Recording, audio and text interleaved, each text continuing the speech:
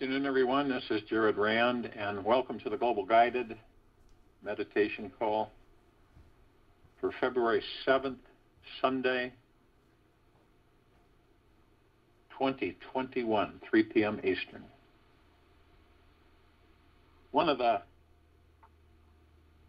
As we progress as a civilization and through ourselves, practicing compassion is crucial. How you treat others shows others how to best treat you. So again, we're education. We're educating each other, learning. Some of us don't know how to treat others. We just don't. We don't know how to treat others because we don't know how to treat ourselves. Not a bad thing. It's just some things that, with some of us, that we haven't learned is to be ever so gentle and forgiving and patient with everyone, everyone you meet today, everyone you meet every day. And if you're not plugged in with yourself and you don't know how to treat yourself, you're not going to know how to treat others. And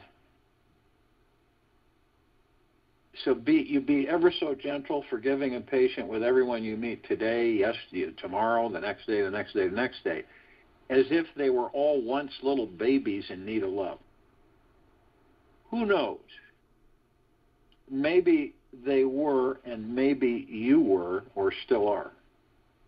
Only you know how to best take care of that little one inside of you. Just because our bodies grow. And, when we talk about the child within, all of us remember when we were children. For the most part, we remember certain things. But we're not connected to the openness that we had as children, where we didn't judge. We really had no fear until fear was introduced to us. So completely innocent until things start coming in from those who teach us and guide us as children. So it's like, if you can remember when you were really young child, you really didn't have a social issue, a skin color issue, an attitude issue. You'd meet other kids and you'd play with them, and it was no big deal. The thing that happens is that as the body grows, of course, we experience and we go through many different things, and we register this as sponges. We're like sponges that register and absorb. We put it in our library in our subconscious mind. And so as we grow, we develop personality and character. And it all depends on external influence. Now imagine having that openness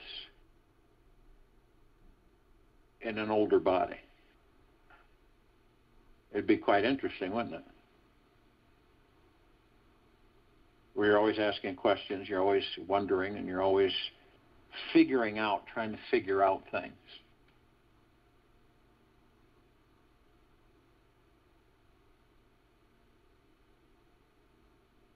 From pain comes strength. From the negative comes the positive. Relish in this strength and nurture it. It will take you through the great fire, and it will pull you to the higher path. Babaji.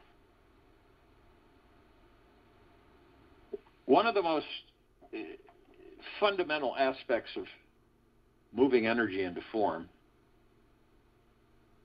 and creating into reality, aspects of manifesting the life of our dreams, is having an unlimited source of energy at our disposal.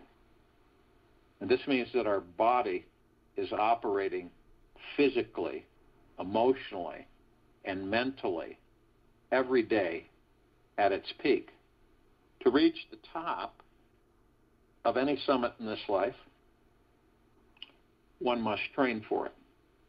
If we aren't prepared, we will struggle all the way there and back. And what many of us don't, I think there's a lot of us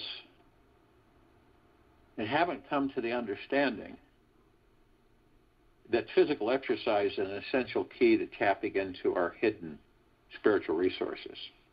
Interestingly, it can become a catalyst for opening up to the most spiritually enlightening journeys we've ever encountered. When we are following an exercise routine at least 6 days a week, a shift happens in our brain where we find a deeper devotion to ourselves and our life mission. When we are pushing our bodies to the point of exertion, sweating at our brow, heart pounding, breath pumping, we are forced to empty out all of our mental and emotional neurosis. And in this emptiness, we open our being up to finding connection with the divine within us and all around us. The divine connection is already always here now. It's just that our minds are always in the way of the heart experiencing it. Through intense physical effort, we don't have to seek out this connection. It simply seems to find us. We discover a natural abundance of energy from within it to create anything in this life that we desire. The mind can no longer yearn to hang out in the land of over-analysis, insecurity, lethargy, or emotional constipation. Our energy is too high for that, and our consciousness simply requires a new dimension to play in. A profound joy and excitement from simply being alive skyrockets our lives through our agendas in the coming months ahead. We begin to naturally expand our perception of what we are capable of and suddenly discover ourselves as the divine cosmic beings we all truly are. The most beautiful thing we can experience is the mystical. It is the source of all true art and science, Albert Einstein. Great things in this life, often sound too good to be true at first. Some of us, that's too good to be true. The rapid movement of blood rushing through our brains will force our entire perception of reality to expand into a spiritual dimension. The only reason we haven't noticed any spiritual side effects from exercise in the past was simply because we weren't putting our attention there. We were not aware that exercise was a spiritual experience. Once we accept that, it is possible. There is no place that we cannot find a spiritual experience in our lives. By owning the reality that exercise is a powerful way of increasing our energy, so we can burrow through the mind and find a deeper spiritual connection, then it becomes effortless to come up with more reasons to make it a constant priority. When we learn how to move our bodies with pure intention, holding a specific goal or vision in mind, it's as if this entire divine machine starts working towards the manifestation of the experience we desire. The perpetual exertion of the breath hypnotizes us to expel all of our mind's garbage, releasing it and surrendering it into a deeper alignment with our cosmic nature. It naturally happens after about 45 minutes or so that the mind simply expands and we start seeing and feeling into our life purpose. Knowing that is much bigger and more amazing than we will ever know. Exercise used as a method in expanding consciousness is perhaps one of the most fundamental health secrets of the 21st century. The endorphins that flood our brain create the most authentic sensations of gratitude and appreciation for the simple things we have once overlooked. Divine inspiration becomes a constant river behind our every desire. And the great source of creative energy fuels the fire behind our every thought.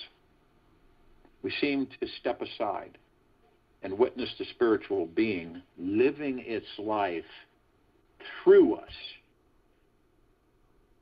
We seem to step aside and witness the spiritual being living its life through us. One of the greatest unknown benefits of daily exercise that I've discovered is that it forces fear to have less of a grip on our minds and hearts. Exercise almost acts as a protection agency that blocks the dark intruders from tormenting our soul. The more often we flood our brains with these happy, feel-good chemicals that one workout provides, the harder it becomes for feeling of lack, negativity, and poverty consciousness to sneak its way inside. Negative thinking simply cannot get its foot in the back door of the mind, while our sweet golden heart is pounding with aliveness, feeling the new energy blossoming within our soul. Not only does God play dice, but he sometimes throws them where they cannot be seen. Stephen W. Hawking. There is nothing so sexy and instantly gratifying for raising our vibration than pumping a plethora of oxygenated blood through our heart and brain. There just comes a point in one's spiritual journey through life where perpetually resting in lotus pose just cannot reap all the amazing rewards that the ancient yogic textbooks once portrayed. The valiant meditator within us needs something catalyzing and invigorating to balance out the overly mantrified mind or some half-yogic lazy lifestyle. Our soul chose to live in a body because it needs movement, oxygen, energy, and a breath of fresh air to open up the cosmic valves and reach into the next dimension. Laziness can happen to the best of us. Whenever we spend an excessive amount of time sitting around, taking long lunches, going out for coffee, hanging out in meetings, or tending to the kids all day, or laying around on the couch in a horizontal daze, we slowly sink and fall into a deeper lazy haziness about our lives. The sharp side of the sword's edge tends to dull, and our manifesting engines start to get rusty. If you're on the verge of falling into your couch, or just have a half a cheek tucked in, you will want to wake yourself up by answering the following heart-opening questions.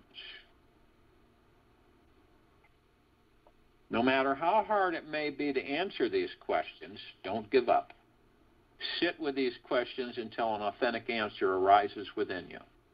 Wait until something inside you knows what the answer is for you. So are you ready? Answer each one, then go to the next. What truly motivates you in life, in this life? What truly motivates you in this life? What could you do to make your heart sing louder than anything? What could you do to make your heart sing louder than anything? What makes you the happiest to think about right now? What makes you the happiest to think about right now? What is that one thing that you absolutely cannot live without? What is that one thing that you absolutely cannot live without? What is that one thing you know you need to stop doing yet cannot? What is that one thing you know you need to stop doing yet cannot? Once you find out what truly excites you in this life and what is blocking you from creating that, you've done 95% of the work. It just takes a consistent, trusting intention to take daily action. And very soon, you will springboard your life off the path towards lazy land and onto the sacred highway to spiritual exerciseville. It really doesn't matter if you're overweight, tired, sick, broke, or always have felt challenged by the idea of exercise. Just remember one thing. Those who move their body tend to enjoy being alive much more than those who don't move it and decide to groove with it. Perhaps you think it's too late and you've already sunk into life's cosmic couch crevice and are unable to escape from its cozy grasp. If your life is reclined into a permanent slouching position, it's best that you start with doing something radical and amazing. Unplug the TV. Even better, you'll see your whole life change if you put it aside and trade it into the Salvation Army for some new walking shoes. I guarantee you, you won't regret it. The secret here is to look at your life and remove those major time energy drains which are distracting you from increasing your vibration and your consciousness. Life isn't about waiting for the storm to pass. It's about learning to dance in the rain. Vivian Green. When it comes down to the rubber actually meeting the road, it's good to know that we are all truly motivated by two things. All of us. Truly motivated by two things. Love and fear.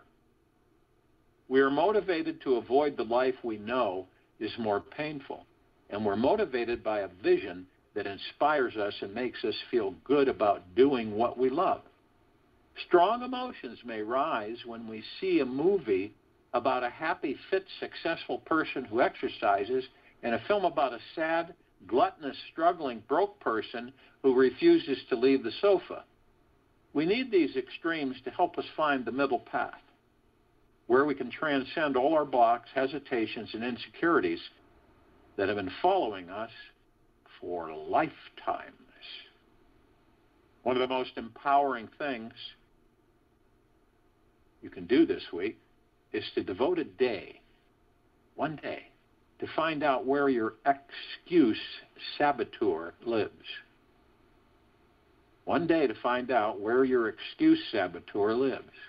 Get to know it intimately so that it cannot speak without you knowing it's talking, nor sneak in your back door and pull you out for an afternoon cocktail while you're getting on your running shoes. The big secret here is to find out what pulls your saboteur out of hiding. Who triggers it to come out? How often do you catch yourself creating new excuses? What actually truly motivates you on both the fear and love extremes? More amazing questions to sink your brain into. Don't come down on yourself if you are one who has major resistance to exercise. Most of us are hiding behind the guise of our friendly saboteur, who is mucking up some part of our life from the inside. It's that stubborn, hard-coded voice that puts you down, tends to overjudge you for any small lack of motivation in life. It comes up with wonderful excuses for you to become even more lazy. and can still make you believe you've discovered your soul's higher calling. If this sounds like you, I have an interesting little trick you can play on your saboteur to flip its grip on you totally upside down. To trick your saboteur into enjoying the ease and power of daily exercise, find out what its favorite treat is. What makes it quiver with eagerness and elation? It may be something unusual like a healthy snack, an old TV show, time with a good friend, shopping at the mall, or a hike alone through the forest. Whatever it is that you most love to do that makes you feel more free, excited, and jazzed about this life on every level, no matter how healthy or unhealthy it may be for you, simply allow yourself to have it after you have done a week of exercise 6 days in a row. Exercise doesn't have to be gut-wrenching, any form. When you can train your saboteur to wait for 7 days to get its special treat, you have conquered one of the most fierce aspects of your mind. The more often you make sacred this 7-day commitment with yourself, and what you absolutely never break this promise, you will find that you become unstoppable in all that you decide to do. The saboteur loses its power to try and fill that empty space inside you with something tantalizing, temporal, superficial, and is truly ungratifying to the soul. The real treat always happens when we get excited about our spiritual connection. Then it's truly effortless to create more time for the things which really do matter. It becomes easy to let go of our attachment to our addictions of the physical world, which makes our heart go pitter-pat. A new type of energy of equal expansion and excitement must find its way in to fill that gap. Only one moment of understanding is needed. That is all. One moment, and you realize you are the Buddha. Osho. If your saboteur has a permanent seat embedded in your inner couch and is always asking you what counts as exercise, it's time to set things straight. A good rule of thumb is that if you're not breaking a sweat, you haven't started exercising yet. If your heart rate is not up, you haven't the energy to pull yourself out of a rut. If you are breaking a sweat, you're about to get your energetic needs met. Break a sweat for 25 minutes a day, and you'll discover life feels like one glorious long roll in the hay. One of the greatest things that I love about exercise is how amazing I feel after it's done. The jubilant, elating feelings from our natural chemical releasing endorphins catapults our perception of reality into a higher dimension of consciousness. From this higher state of mind, it's easy to know the answers to life's hardest questions and how to manifest everything we want in this life with joy and effortless ease. Another great thing about exercising is that it strengthens our ability to control the mind. After 1 week of daily exercise, we have to rise above our lazy ego and show it who is truly in charge. I think that about after 1 week, you'll be shocked at how quickly that old lazy gremlin inside is mysteriously motivated to get out the door and lead the way to the park or local gym again, while your favorite music is pumping. Your joy valve is blasting open, and the connection to spirit is right here in front of your nose, and you feel unstoppable in all that you do. Doing 6 days of exercise in a row, you have just discovered one of the most powerful, obvious, and yet valuable secrets to skyrocketing your manifesting abilities. Exercise is the means to tap into our super energy source, because after a week of working out, the body begins to believe you truly require more than the usual amount to get up that hill and start looking for these connections to extra energy reserves. The more energy we burn, the more octane the body seeks to burn. We naturally open ourselves up to finding that abundant resource of energy we never knew we had. At the center of your being, you have the answer. You know who you are, and you know what you want. Lao Tzu. At the center of your being, You have the answer. You know who you are, and you know what you want. If you don't know what type of exercise you should do, listen to what your body needs. There's so many different ways to exercise the body. To explain them all and how they each benefit you, we would need 1,000 photos, books, and videos. If you have a large 5-inch circle of fat surrounding your stomach, sit-ups would be a good place to start. And any cardio movement will do. When it comes down to the basics, your body simply wants to pant, breathe deeply, and move. Do whatever feels fun for you, and get your blood and breath moving rapidly and out every day. Whatever exercise you choose, just make sure that you incorporate some stretching and gentle warm-up movements before and after your workout. This will ensure that you don't pull a muscle or attract an injury. We want you super healthy, and it's great to use up this quiet time to tap into the greatest spiritual power hidden in the resources of your being. As you stretch your body, relax into your mind. Use your body to liberate your mind and to transcend the thinking completely. Stretching is the perfect time to set deep intentions for what you want to visualize and see manifesting in your life as your blood and breath are pumping hard. It may be foolish to ignore listing the pages of benefits that daily exercise has on our minds, bodies, and lives, yet one of the most valuable reasons found to work out is that we start to feel unstoppable in anything that we set our mind out to do. It really doesn't matter. Whatever we desire in our relationships, finances, jobs, health, and love life, we can achieve. Anything we focus on can become ours. And with access to an extra supply of energy, we can find that extra power we need to break through our limitations and reach any goal. The more consistent, the more consistent we exercise, the more we'll feel the increase in energy and expansion of consciousness. I have found that it's most effective to exercise first thing in the morning if possible.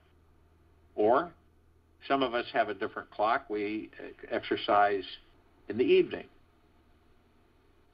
And there's different times the spiritual doors are easiest to access. The earlier we pump up our energy, the more we can benefit from it throughout the remainder of our day. After you get over the first initial hump to getting on your new workout outfit, walking out the door, you'll see that it becomes something you look forward to each day. The more consistent we are with timing of when we work out, we may find we are missing out on our sweaty routine, even if we should be a few minutes late. Soon we will stop having to motivate ourselves to work out, and our body will naturally want to motivate you. The self-driven, naturally motivated energy is one of the greatest benefits to raising our energy and awakening that sleeping, manifesting power within. Matter is energy. Energy is light. We are all light beings. Albert Einstein. You can compare a life with exercise is like sailing the ocean on a larger sailboat, and a life without exercise is setting sail on a smaller boat. The bigger boat has more power, many more luxuries, taller sails, a bigger rudder, stronger mast, more work to be done on deck, a deeper keel to keep you on track, and an all-around sturdier boat for the big journey to reach the land of enlightenment. The smaller boat will most likely get sucked back into the harbor and nestle in the sand if the waves are too big. To step into the deck or onto the deck of this bigger boat, we simply need to choose a bigger life. We won't really need a massive boat if we plan to sail across the local pond. Yet we will need a warrior-like ship that is flexible, resilient, and strong if we want to do a world tour around the ocean of consciousness and see the peak of Mount Everest. We cannot expect to have a good time on some petty little sailboat that cannot make it halfway across the Pacific. As we realize the amazing purpose of our lives, we become even more devoted to the ship that will carry us there. Then we are easily willing to do the hard work that makes each minute of the journey worth it all along the way. Now, a special secret for you on your journey through this life this week is this. Learn how to use your mind to dive deeper into your spiritual journey. The best advice I can give you is to exercise until you cannot stand up. Then sit very still for as long as you can in one position. Resting deeply after you've done your workout is the best way to practice relieving the mind from all the clutter it's caught in. To truly empty out all the mind's chaos takes too much effort. It's much easier to feel the natural purity of thought through a need for deep stillness.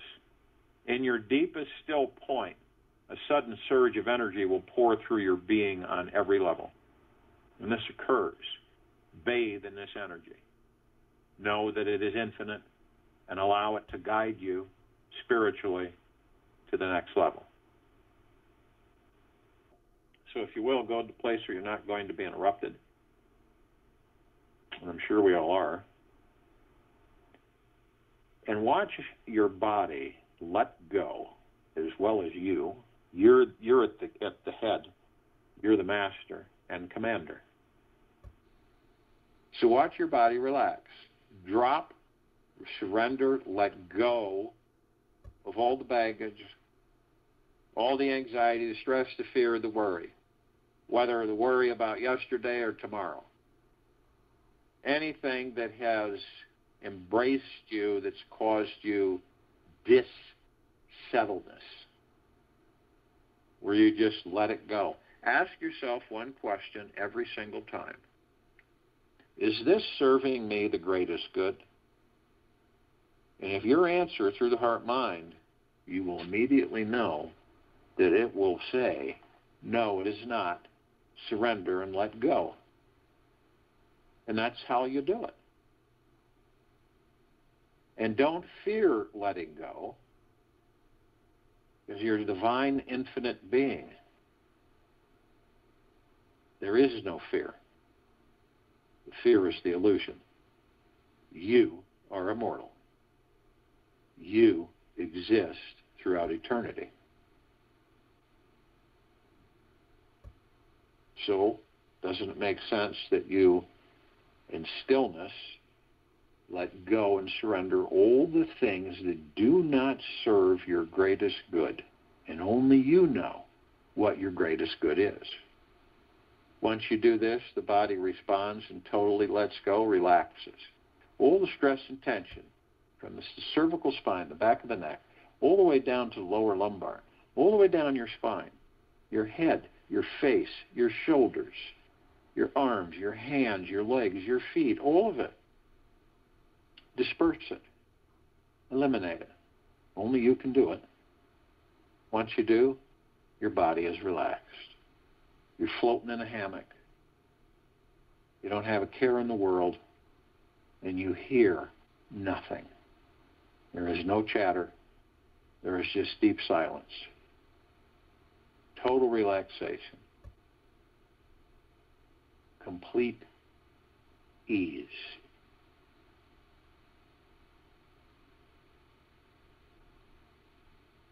As you do this, you move into the now. The now is all we all have. We don't have the past. The past is gone.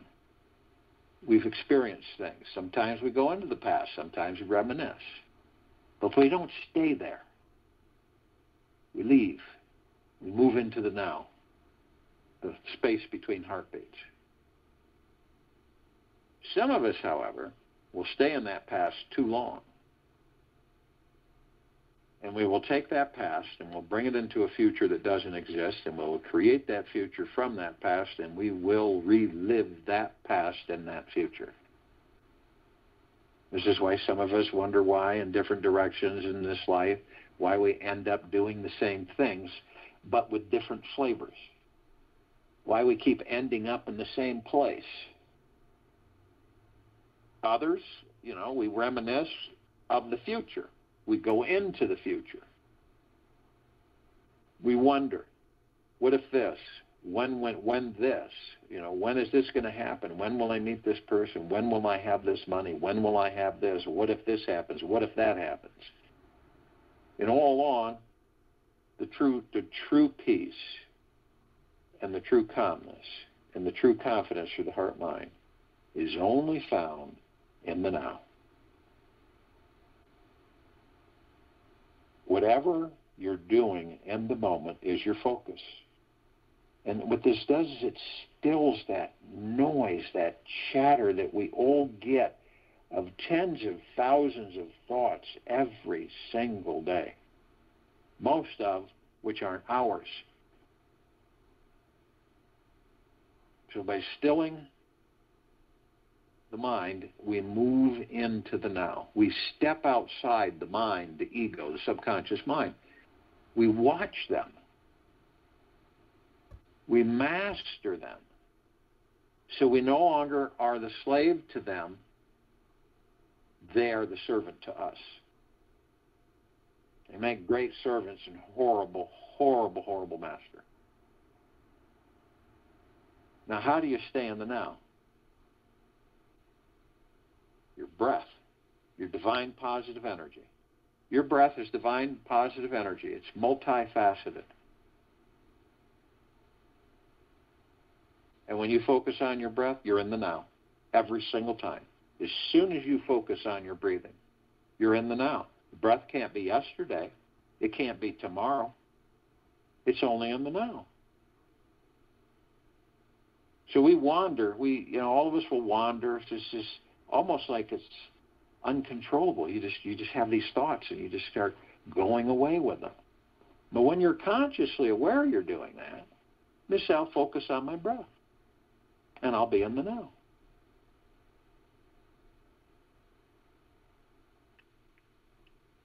And the breath sustains the vessel that houses the kingdom of God. It relaxes us, it eases us, it strengthens us, it focuses us. Many, many, many different applications of our breath. Now, we have this divine positive energy, and our bodies are relaxed. And so we look at our bodies in a relaxed state, seated usually, and we see these 7 colored wheels of light running directly straight up our spine to the top of our heads. Energy vortexes, chakras. And in them, there is a flow of energy. And this energy is the God force, love, light energy. And it is our chi, our prana, our ki. And we take our divine positive energy, our breath, and we merge it with the God force, love, light energy. It becomes one. And we start this with the red wheel of light. And this is the root chakra, the Muladhara. This deals with our survival. And it is blocked by our fear. Then we move to the orange wheel of light, the sacral chakra, the Vadhisthana. This deals with our pleasure, and it is blocked by our guilt. And we move to the golden yellow wheel of light, the solar plexus chakra, the Manipura. This deals with our willpower, and it is blocked by our shame. And we move to the emerald green wheel of light, the heart chakra, the Anahata. This deals with our love that is blocked by our grief. And we move to the blue wheel of light, the throat chakra, the Vishuddha. This deals with our truth, and it is blocked by our lies.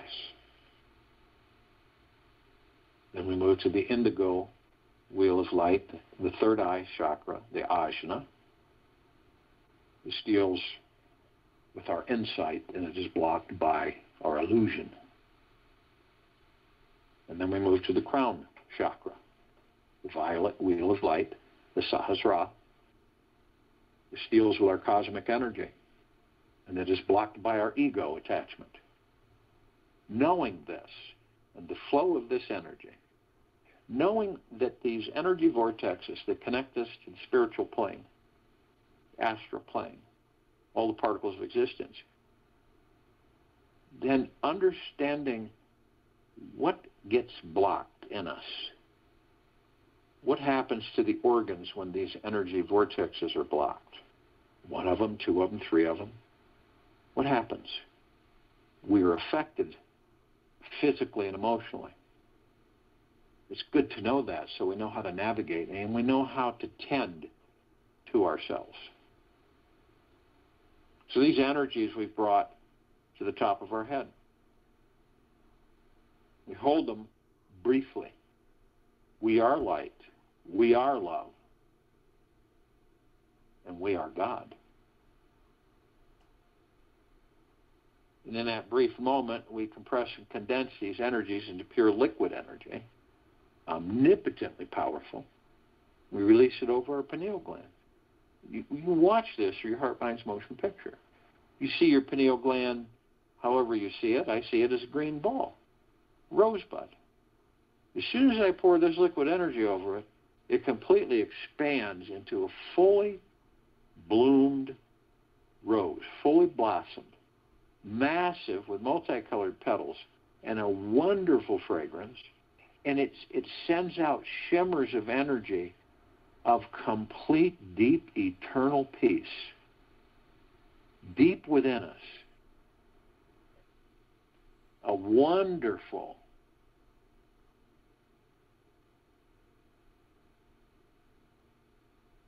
phenomenal ease, total contentment, lacking for nothing. And it is constant. It is eternal. It is always.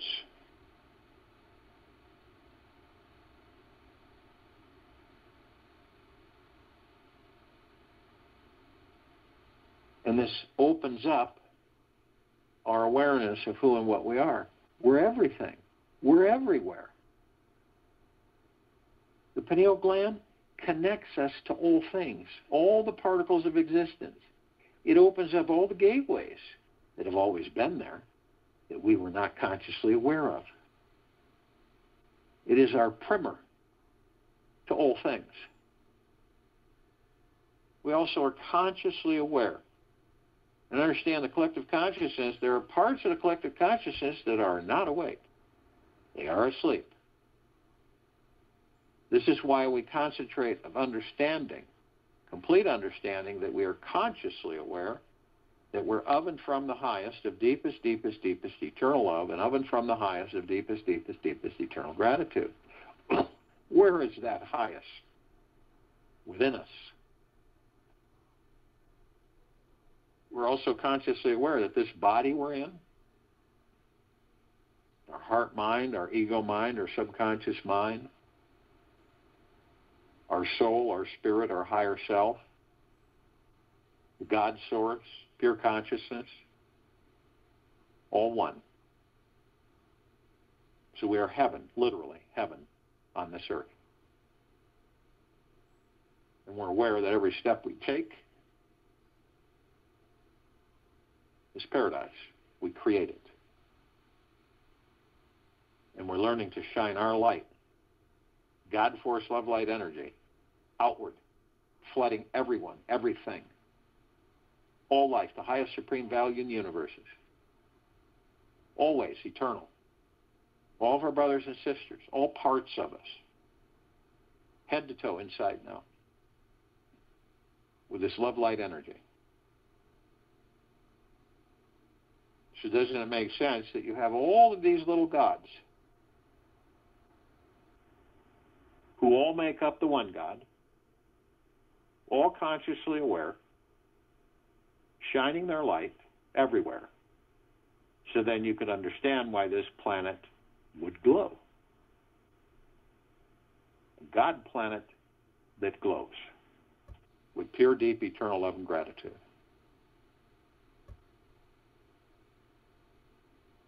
we have other parts of us in the collective consciousness. Right now, we have the archangels, the cherubim, the seraphim, the archetypes. We have the ascended masters, Kuan Yin, Maitreya, Buddha, Lakshmi, Ganesh, Gaia, Saint Germain, Sananda, Christ, Jesus, El Morya, Abundantia, Pel, Thoth, Yahweh, Yeshua, many, many, many more. Both consciously aware that they are of and from the highest of deepest, deepest, deepest eternal love, and of and from the highest of deepest, deepest, deepest eternal gratitude. And the archangels are a civilization that vibrate at a different frequency than we do. That's why we don't see them like we see each other. But we do meet with them in this life. We have met with them in many lives. There's always a message that a part of us gives to us through the angels. Isn't it absolutely phenomenal, fantastic, stupendous, magna glorious to be alive in these bodies every single second? The celebration, every single moment, is spectacular. Now, when we meet with them, well, most of the time you don't know it until afterwards. Something comes through you, and a little bit of the bliss within bubbles to the surface. It is part of us, reminding us how absolutely wonderful it is to be alive. Now, tens of thousands can surround any one of us at any one time because of the fact that of their vibrational frequency, they can hold a large number in a small area. The ascended masters, they have mastered ascension into physical form, out of physical form. They hold pure God form, pure consciousness. We have ascended into physical form or mastering physical form, and we are creating our experiences to perfect our creation. And we're also learning about more and more and more by being within of who and what we are, that we are the light. We don't chase the light. Why would we? We are the light. So when you leave this body that you're in, you will know this emphatically, without question. Now, there's other parts of the collective consciousness, all reflecting each other, all part of each other. Some asleep, some awake, some in between. So we call out to all light energy beings and all that there is, ever has been, ever will be, ever, beyond, and forever. And only those who are consciously aware that they're of and from the highest of deepest, deepest, deepest eternal love, and of and from the highest of deepest, deepest, deepest eternal gratitude. Or they would not be with us in this meditation, in this now, in the liberation of this planet Earth, Gaia, Arya, and the forming of the circle of light. They come in the Gugaplexus. One Gugaplex fills this entire universe. They come in trillions of Gugaplexes from every direction. And they are with us now. We call upon all the inhabitants of inner Earth, hollow Earth, Agartha, and beneath Earth. Many, many, many civilizations, species, but yet again, only those who are consciously aware that they're of and from the highest of deepest, deepest, deepest eternal love, and of and from the highest of deepest, deepest, deepest eternal gratitude can be with us in this now, in this meditation, forming the circle of light in the full liberation of this planet Earth, Gaia, Arya, and its civilization into the higher and higher and higher frequencies of deep eternal love and gratitude. We call upon all of the off-worlders, galactics, celestials, from everywhere, in all existence, part of the collective consciousness. Some awake, some asleep, some in between. But only those who are consciously aware that they're of and from the highest of deepest, deepest, deepest eternal love, and of and from the highest of deepest, deepest, deepest eternal gratitude, and be with us in this now, in this meditation, the forming of the circle of light, and the full liberation of this planet Earth, Gaia, Arya, in this now, in its civilization. Now, we're only familiar with a smidgen of them. Over 1,000 travel through this solar system every day. Trillions throughout the universes every day. The ones that we're kind of familiar with, the Pleiadians, the Sirians, the Arcturians, the Andromedans, the Feline, the Zeta Reticuli, the Nords, the Greys, Draco, the Reptilian, the Golden Pyramid, the Avian, many, many, many more. They've been assisting us in our evolution, in our enlightenment, in our ascension, freeing ourselves from our own self-imposed bondage and our own self-imposed slavery. And they come in uncountable numbers, and they are with us now consciously. We call upon all of our loved ones, all those who ascended out of body in this lifetime and all lifetimes that we've inhabited. Only those who are consciously aware that they're of and from the highest of deepest, deepest, deepest eternal love, and of and from the highest of deepest, deepest, deepest eternal gratitude can be with us in this now, and this meditation, in the forming of this circle of light, and the complete liberation of this planet Earth, Gaia, Arya, in this now.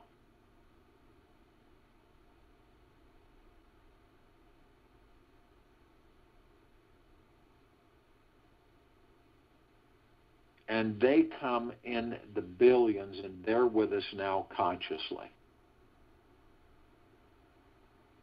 We call upon all of the light energy beings who have decided to be housed in the following forms: on, in, above, and below this planet Earth, Gaia, Arya, and this now, and this meditation, to form this circle of light, and the complete liberation of this planet. Only those who are consciously aware that they're of and from the highest of deepest, deepest, deepest eternal love, and of and from the highest of deepest, deepest, deepest eternal gratitude, always can be with us. Now, we're only familiar with a smidgen of them,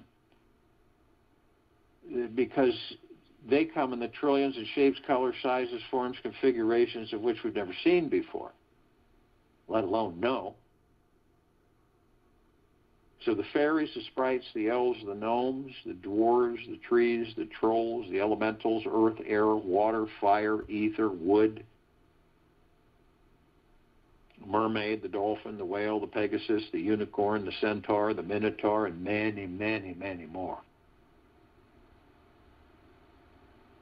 And they are with us now consciously. And we're all gathered, arm in arm, hand in hand, pieces of each other, reflections of each other.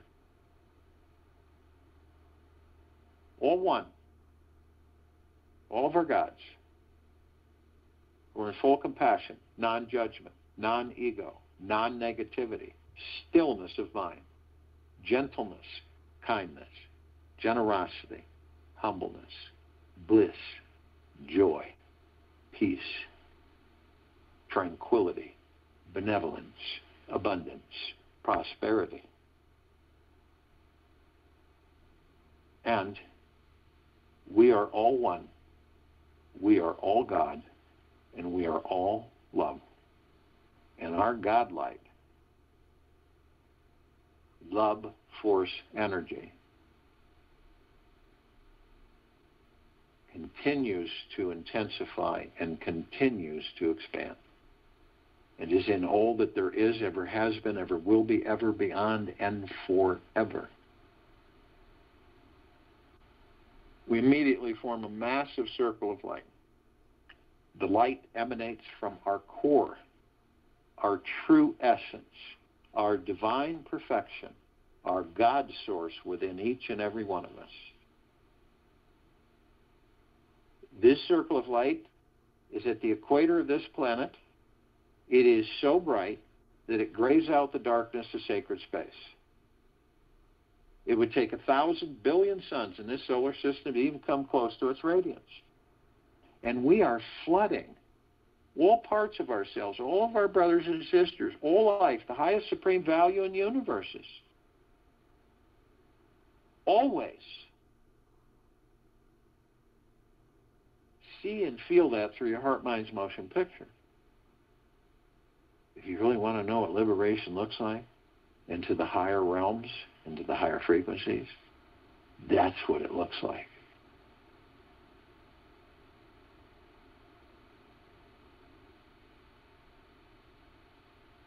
We begin to ascend above the planet as the circle of light. We come into contact with a massive glitter ocean. It's everywhere. And we have trillions of vibrant colors reflecting and flashing and darting everywhere. All of us gathered. And when you look close at them, these are mirrors reflecting all of us. Different aspects, different facets. All of us, out of the collective consciousness that are conscious, gathered here.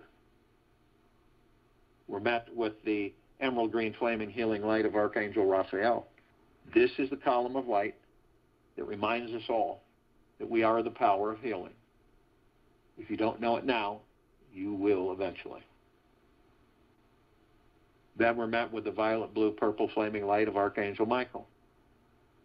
This is a column of light that reminds us all of our omnipotent power, strength, and resolve. We are then met with a white fire. This is a column of light that reminds us all that from head to toe, inside and out, we are imbued with a God force, love, light energy eternally, always. We are protected 24/7. This armor cannot be breached. It cannot be disturbed. It cannot be harmed. It cannot be dissolved. No demons, no orchestrations of lower dark matter, survival matter frequencies can invade us, can enter us, can diffuse us, can attack us, can do anything. Zero. Always eternal. But only you have the power that if you decide to lower your vibrational frequency low enough, with hatred, greed, envy, dishonesty,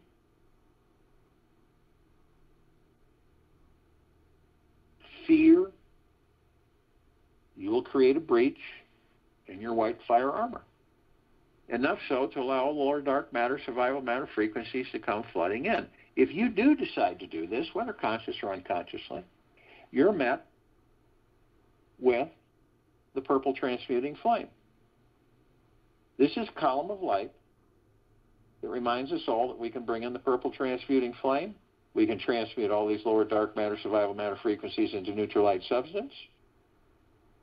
We send them to pure consciousness where they are no more, vaporized, gone, thinning.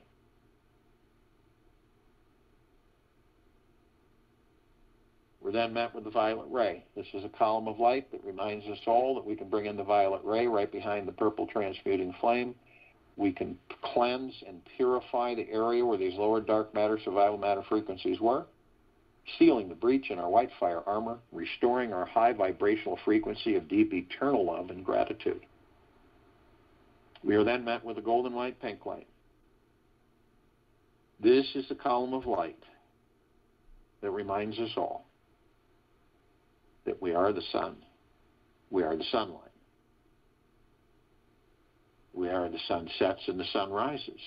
We are the rain and the rainbows. We are the trees in the forest.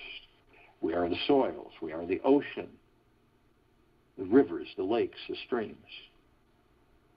We are the animals. We're the snow. We're the sky. We're the clouds. So the next time you view a sunset or a sunrise or a rainbow, and you're just, breath is taken away by its absolute beauty, it is you that you're in awe of, because you are the beauty. We continue to elevate ourselves above this planet. In so doing, some of us step outside our physical form. We're carrying them, float effortlessly above them. We come into full view of this massive crystalline light tower. We created it. It's larger than this solar system. And in the center, we see this massive oblong sphere. And in the center of the sphere is this golden white light that's sending out, emanating out waves of golden white light mist, penetrating, saturating, bathing us all head to toe, inside and out, with pure, deep, eternal love.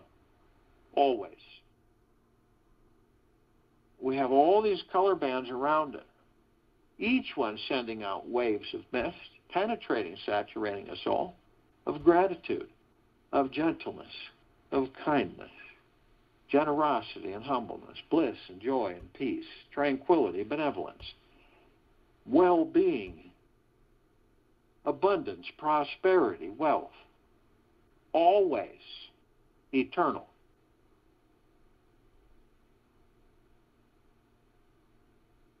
Reflections of all of us and who and what we are. At the top, we designed it so the golden ocean can come cascading down 360 degrees, flooding, saturating, bathing all of us head to toe, inside and out, with pure, deep, eternal love. Always. We are the drops of this ocean. We hold the essence of this ocean. The ocean is the drops, and the drops are the ocean. We are all one. And the only illusion is separation. We look and see our meditative sphere. It sits center circle. We created this meditative sphere nearly 3 years ago. It holds well over 1,200 of our meditations in perpetual motion. All of us gathered every day, on and off world, hundreds of millions, with the blissful intention of the complete ascension into the higher frequencies of this civilization, of deep eternal love and gratitude. It cannot not transpire, because it is transpiring. Feel it in your heart-mind. Feel its expanse.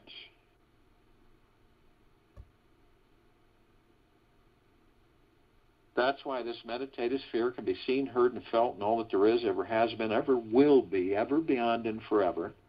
And it continues to intensify, and it continues to expand, waking up more and more of the collective consciousness, increasing our vibrational frequencies every single second of every single moment. This is a magna glorious event. It is in full view and full engagement.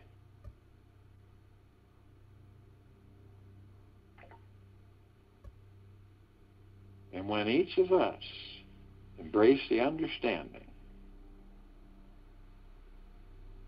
that we are all that there is, ever has been, ever will be, ever beyond, and forever.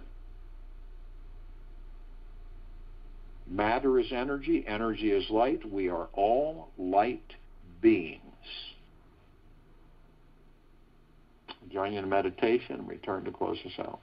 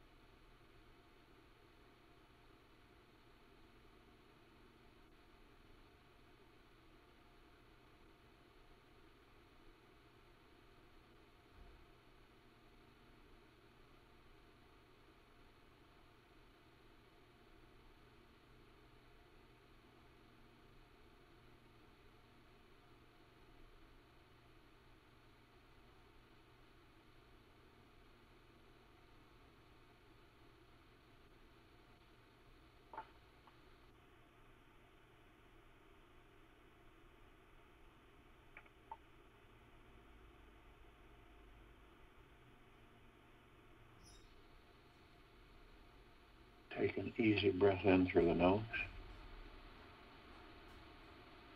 And an easy breath out through the mouth. Move easily and slowly.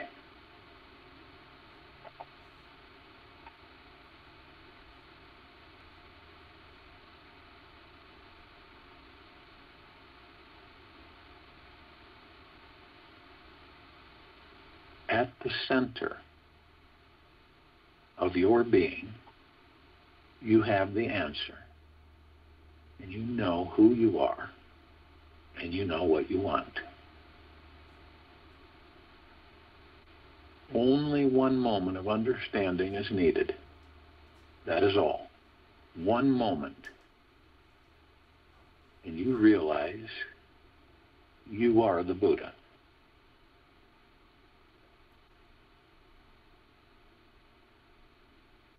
Take this with you for the rest of the day, into the evening and night, and into the following morning.